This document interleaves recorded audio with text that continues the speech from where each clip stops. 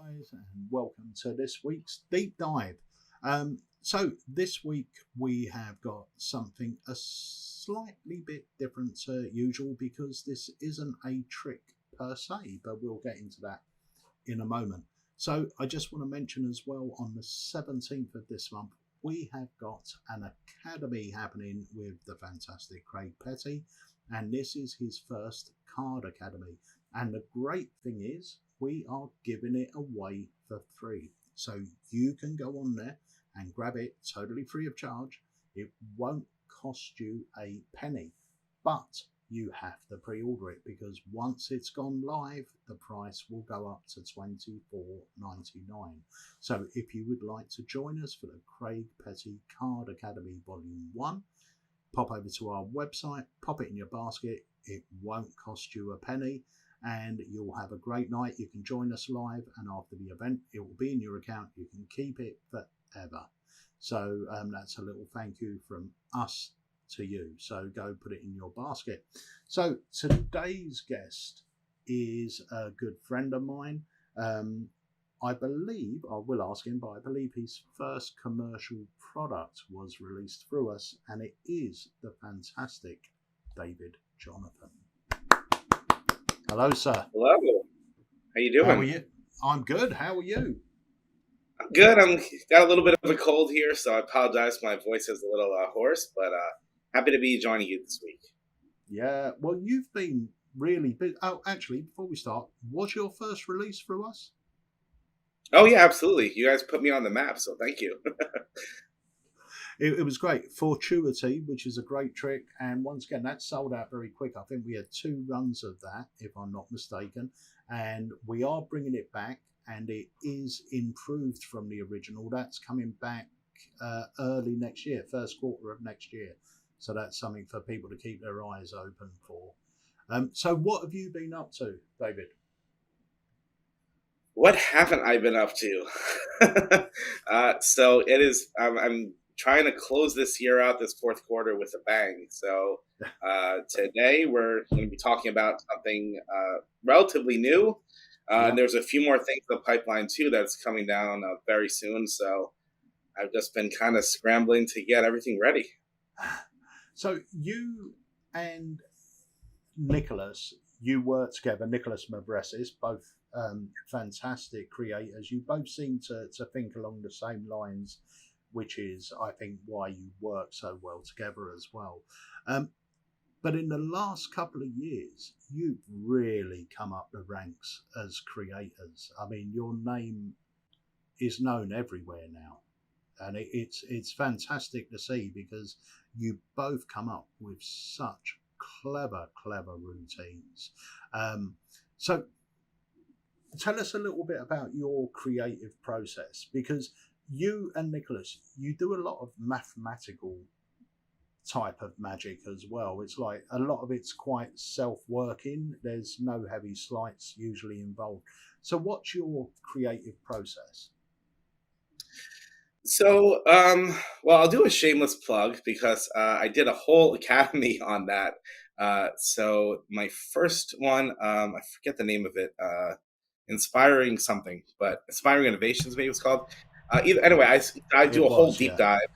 Yeah, a whole deep dive on my creative process. But basically, there's many ways you can approach it, right? So, do you start with the premise? Do you start with the method? And there isn't an exact answer for everything because certain tricks I can point to that were method driven and then the effect came later, and other ones are purely you think of the premise and then you work out a solution. So whichever path it is, once you get the effect, then it takes on many forms. I typically like to go with the premise first. It doesn't always work that way because sometimes I'll just play with a cool method. But one of the things that, I think why Nicholas and I sort of gravitated towards each other is that we try to do fun, fresh premises, right? Movies, music, food. We love playing cards. We do card tricks, but, that's stuff that people can really sink their teeth into and relate to. So we take the premise from there, and then it goes through so much refinement, Yeah, being honest with yourself, dissecting the effect, and it's a whole journey from that point on. And it's funny because we talk to each other, and we'll come up with a premise, we'll come up with a method, and we'll start testing it, and we're like, oh man, this is so good! Like I can't believe how good this is, or we get excited about the effect, yeah, and then looking back on it, like 4 months later, so much has evolved since then, for the better, right?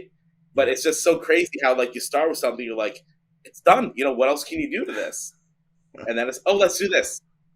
Oh wait, we can do this. Oh, we can do this. And then like all of a sudden, boom, boom, boom, boom, boom, boom, boom. And then like you look back, you're like, man, this started here. We thought it was so good, and like now it's so it pays to wait and refine your ideas and all that stuff. But yeah, yeah, it's frustrating at times when you can't get everything to work into place, but then when that all comes together and you have that moment, and it's you feel in your heart that it's done, it's so rewarding and worth yeah, all the trials that it took to get to that point. So yeah, hopefully that's yeah. helpful.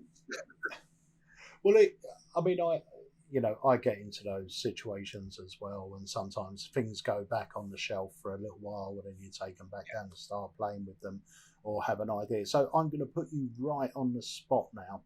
Out of Sure. everything you've created, what is the one you're most proud of? The one that you think, do you know what?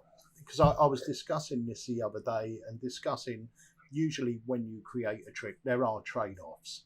So we've all got this Yeah. idea in our mind. When we create a trick, we want it to be 100% perfect.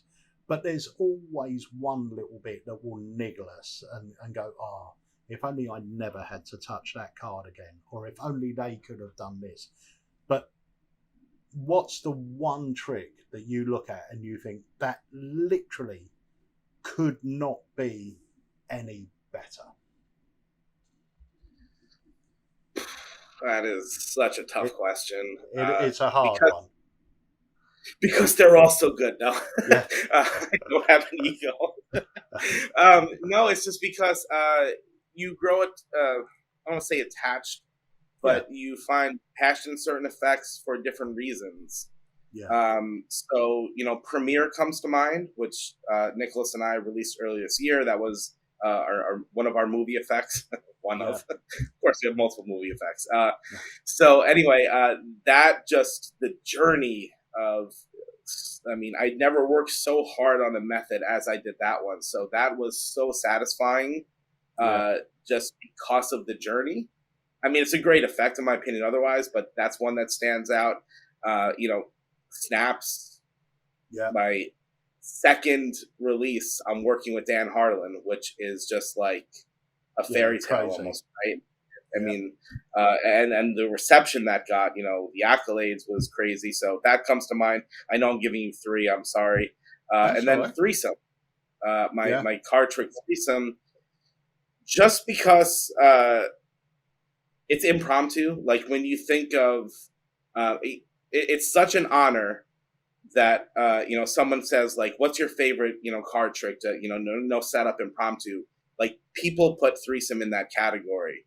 yeah, Um, Dan Garrett, who unfortunately passed away earlier this year, he said it was like one of the best impromptu card tricks of the millennium. I'm not saying that to toot my own horn, but yeah, like just hearing that kind of response to something that you just come up with one night is yeah. just insane. So that one, just because of the response and how much people put that in high regard, is just so incredibly humbling. So, I mean, again, it's all different reasons, but yeah, it's hard to pick one when each one has sort of a not a special place in your heart. That sounds so corny, but No, no, no. It's there's true. you Yeah, know, no, I get that. I mean, everything. I'm the same. Everything I create has been created for me. Realistically, I never yes, create anything to sell. It's 100%. created for me, and some of them just make it to the market because they're just very, very commercial. Um, but I think you're right. Something like Premiere, that's pretty much from a creator's point of view. I think that's pretty much perfect, No, because thank you. the way that the routine's structured, the way that everything can be examined at the end. um, there's, like I said, usually there's sort of trade-offs, but I don't actually see a trade-off with that one. Everything just seems very fair. Just seems very, very fair in the whole process. And yeah, so I would agree with your top three as well. I think they're all great, and that's not to say they're different because for me, there's only one routine that I've created that I think, do you know what, that really can't get any better, and that was eye change. Whereas Oh, that's so good.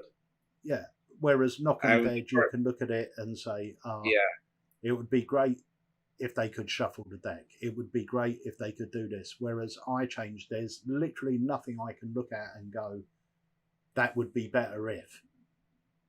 There's nothing, and it's very rare we get situations like that. And Premiere, I think, is exactly like that. There's nothing that you can look at on that trick and go, this would be better if this could happen, right. because everything seems so free, so fair. And that was a very hard question. It's the first time I've asked it to one of my guests on here, but I will be asking it every single It's a time good now question. because Yeah. No, I yeah, mean, and it's true because you look for. I mean, perfect is such a. I mean, that's the top. Like nothing. It's there's no negatives. And yeah, one of the things that not to plug my academy again, but I mean, when I go to my creative process, is one of the things you have to do is like really be honest with yourself. Like yeah, any ego you have to put that aside, and you have to find the negatives, the faults in the trick, right? yeah, Because they are there. I mean, like even something like Invisible Deck is regarded as maybe one of the best tricks of all time. But I mean, it's a totally gimmick deck at the end of the day. Like there are negatives to it. So yeah, you really just have to look at your effects and just highlight all those negatives, make the compromises. So what can I solve here until that list is whittled down to ideally nothing, but that's very rarely going to happen. But those yeah, one or two compromises that are there, you have to be okay with it. It's like, yes, it's a force. It can't be repeated with a different outcome, but I'm okay with that because of blah, blah, blah, blah, right? yeah, So you sort of going to have some compromises, which is fine, but just make sure that those are ones you're comfortable with. I don't ever try to release something where like, there's this major compromise and I just can't solve it. So screw it. Here it is, guys. I mean, like no, that's never going to happen with me. yeah. No, no, no. I agree with that. We actually had this discussion. Someone asked the question actually on the live this week, and I basically summed it up the same as you. 99.9% of things you create or tricks that you perform will have a compromise or a trade-off. As a creator, it's down to us to look at what those trade-offs are or the options and choose the one that suits the effect best. Choose the one that's more important to you. Because it could be that, okay, I place a card down on the table, so either I've got to touch that card or I've got to do something with the deck. So my trade-off will be, Yeah. I'll do something with the deck. I'm not going to touch that card because that's where the heat's going to be.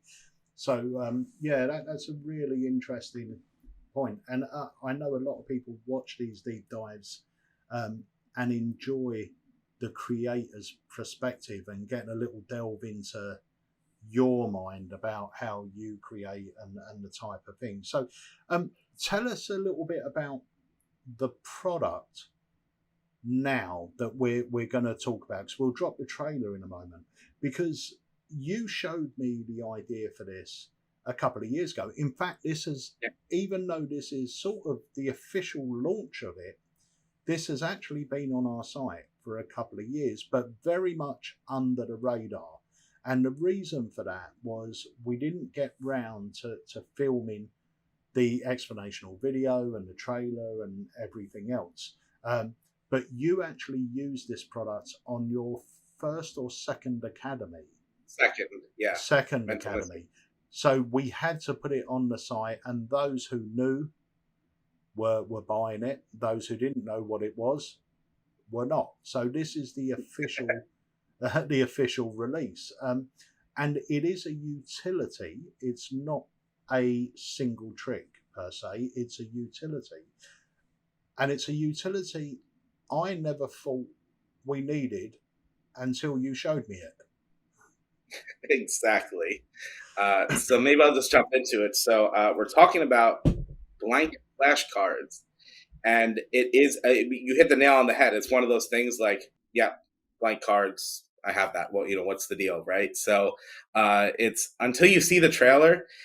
It's a trailer, but I'm going to call it an infomercial because it's really just like designed to be an infomercial to show you like why this is necessary. And that's the truth, because this was something that was really created out of necessity. So, they are just blank cards, as it says. So, just to show, what we're really talking about here is it's a blank card, but there's certain design choices that I made here that I realized this didn't exist on the market, and it kind of needed to, because these are blank cards that are designed for effects where you're writing information on the cards. So Yeah, maybe it has celebrities, countries, food, movies, films, like all that stuff where you're writing on cards, not playing cards, right? yeah, And it got me thinking, when I was doing these effects when you look at a deck of blank cards that's on the market, we have Bicycle and we have Phoenix as yeah, the back designs with blank faces. They're also double blanks, which I'll talk to in a second. And it got me thinking, like, as I'm, designing, because with the effects that I've been creating, talking about earlier, movies, food, all that stuff that I like to do, I design the cards and I'm thinking about the back design. And it's like, if I'm writing a bunch of movies, why do I have, here, I have one here.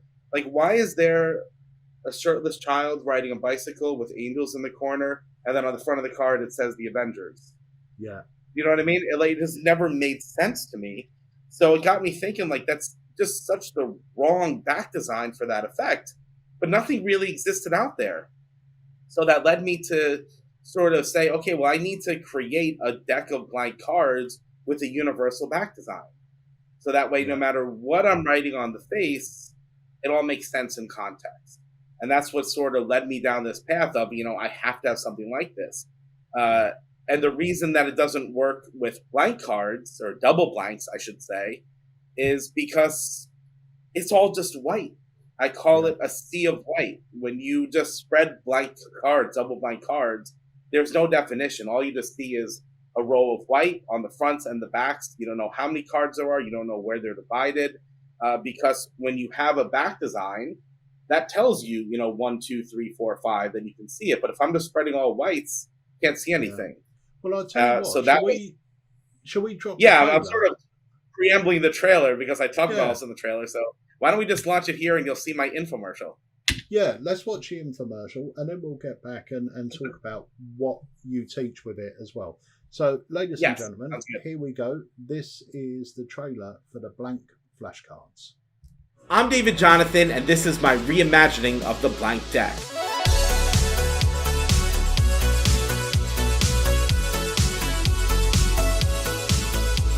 For years, creative performers have shied away from card tricks to use more innovative approaches by writing on blank cards.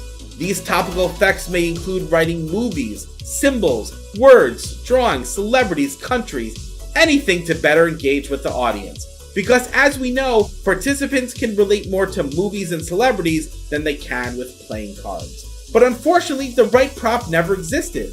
The blank card options on the market are fine for routines where the cards in the deck turn blank, as they were once perceived to be playing cards. But when we use these standard blank cards in routines where we write or draw on the faces, well, then the issues start to become apparent. First is design and context. So if you're doing your routine where you write different movies on the cards, let me ask you, why is Jurassic Park written on a card whose back design is a shirtless child riding bicycles surrounded by angels? I mean, you would never choose this design for that routine, as it's not even remotely fitting the context of movies, and it just feels out of place. The next problem is perception. Well, if your goal is to move away from card tricks, why are you using the most popular playing card back design? It then still feels like a card trick. So why not use double blank cards? Well, if I spread them, you can't tell how many cards there are because it all becomes a sea of white. Everything just becomes lost in the mix. How about business cards, I hear you ask?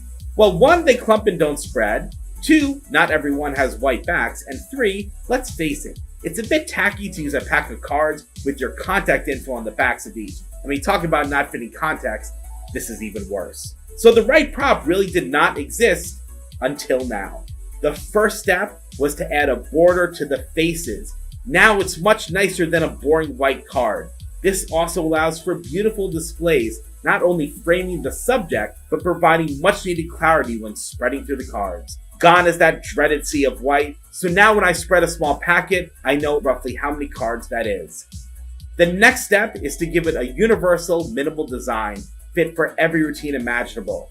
So whether you're writing numbers, letters, names, symbols, countries, food, celebrities, movies, you name it, it's a perfect design that fits the context. The deck was also custom designed to not look like playing cards. From the plain backs to the borders on the faces, the pack is immediately distinguishable as something that's unique. The box also comes beautifully designed as blank flashcards, giving a reason and justification for having blank cards that exist. Lastly, just look at the difference between this deck and a standard blank deck side by side, and you can see just how improved it looks from a visual and contextual perspective. We also include a few routines to get your creative juices flowing, and I cannot wait to see how you will use them. I'm David Jonathan, and I'm so proud to present to you the Blank Deck Evolved.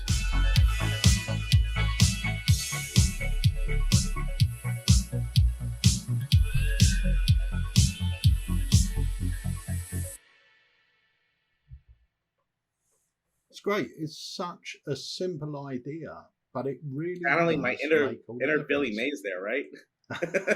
It was Even brilliant. though That's it's it. the guy. It's a brilliant trailer because it tells you everything. And like I said, and it really is, it's one of those things that you never knew you needed until you see that, because you sent me the trailer, what, 2-3 years ago? A little Yeah, something trailer like similar to that you that. made. Pitch. And it's, yeah, when you were doing it, because when you said, oh, it's a blank deck, I thought, yeah. But then when you watch it, you go, oh, yeah, especially the bit, with the borders around the card. Now, we had used that before in an effect called, well, I can't remember what the effect is now. Is this the Brian Caswell one? Yes. Yeah, it was an effect by the 3 symbols are so good. Yeah, and it's but once again, he made the same point. When you spread it, you just don't know where the symbols are, so you need that marking so you can instantly spot it. Yes. And the cards are great. I know Wayne Goodman has been using them ever since we had them. The moment I showed her to him, he loved the idea. Mick Wilson loved the idea of them. He was using them. I've been using them, and so the box as well. We've created the box so you can use the box in play. So they just say blank flashcards, and there's no reference to magic or no, anything not else. at all. It just totally makes sense. On the back, it talks about the space they're uses for creating word cards to help your child with their spelling and reading, with speeches, blah blah blah. It's typical Alakazam quality, how you guys disguise card tricks. The gallery is the memory game of that nature. So, which I think is important because it gives a purpose for this. Yeah. How many times do you bring out a blank deck or whatever, and it's just like, oh, lay people don't know that blank cards exist, as I mentioned, right? So it's like, wait, where the hell do you get that from? Whereas you bring out this, it's like, oh, sure. And it's one of those things where, like, you don't need to explain it. It's just like, oh, sure, get organized blank flashcard. Yep, got it, Yeah. So what sort of effects are on, because you do get a tutorial video with it. Yes. Where you discuss the cards and you teach a few effects. So give us a little taster of what's on there. Sure. So, I'll preface this by saying, my non-salesy thing, like, don't buy this for the routines. No. That's not really why this is there. This is for those either taking tricks that you have, where you're writing on cards, on bicycle cards, and sort of oh yeah, this is improved now, or come up with creative ideas. But on there, we wanted to get your ideas flowing and show you different ways to use them. So there's 3 routines, as well as some thoughts from Wayne Goodman at the end of how he uses them. But the first one is all about movies. So I'm writing different movies on the cards, and then basically they freely choose in a very, very clever way 3 cards or 3 movies. And Yeah. that's predicted with a couple different revelations that I teach. So it's just a great use of these cards to write movies on. So I wanted to show one routine of that nature. Then the next one is Strange Dice, which I've taught in a few different places now, but I had to include that on here as it's sort of one of the reasons I designed these cards, as it was a perfect use for it. So you get that is included, and that's with drawings on the cards, because I wanted to show that you doesn't have to be words; it can be drawings, and it can be using a full deck or just a certain number of cards. So that's one that we teach as well, which is a great effect. And then the last one is from Nicholas Mavrasis, which he's never released before, and this is using it as a packet trick. So you're just taking 6 cards, and it's all about music. So there's different Nice. bands on there, and it's really, really clever. And it just shows you a different direction you take the cards, where you don't have to use all 50 whatever that come with it. You can just take out 6 and make a really fun packet trick. And it's Nicholas Mavrasis. So when you say any more, I mean, it's going to Yeah. be good. So Yeah. I was just trying to show the variety of ideas you can adapt it to. Yeah. And the thing is, it's one of those things. I remember when we first produced these, I was speaking to Wayne Goodman, I was speaking to Mick Wilson, I was speaking to a few magicians about cards. And one of the ideas, now I wasn't sure whether this was mine or Wayne's, I can't really remember that far back. But if you're doing a wedding, and I'm sure Wayne does this now, if you're doing a wedding, you get the guests to write a message on a card and sign it. Then what you do is, when you go up to the top table, you perform an effect with this personalized deck, and then you give it Hmm. to the wedding couple as a souvenir. Now, this is, you can stick a sticker on the back of the box with your details on it, whatever you want to do, or you have one of the cards in there which is signed from you. It was a pleasure performing at your wedding. If you ever need me again, I'm only a phone call away. My phone number, and sign. Now they've got something, but they've got a personal message from each one of their guests that they're going to sit there and read. It's something they're going to keep forever. Yeah. And it's a very small price for a souvenir that really will touch them. I know magicians that give out little souvenirs, and it's always lovely to give out a personal souvenir, but something like this that's not just from you, it's from all their family, it's from their friends, that's got big meaning. Now we're also going to set up a Facebook page for the blank flashcards, where owners of the cards can actually go on there and share ideas of different routines. And I know I've got sort of 4 or 5 that I'm going to be adding into people's accounts over the coming weeks, of different routines using these cards, mentalism and so forth. But yeah, it's just a very simple idea, but a very clever idea. It's like I said, it's the 3rd time I've said it. You don't know you need it until you see it, and then you go, Yeah. yeah, it's what Yeah. did I think of that? It's one of those things, as I said, it was created from necessity. And it's funny because I was talking to Spidey not too long ago, and he says, like, the best stuff that he has come up with are things that he just sort of like needed out of necessity.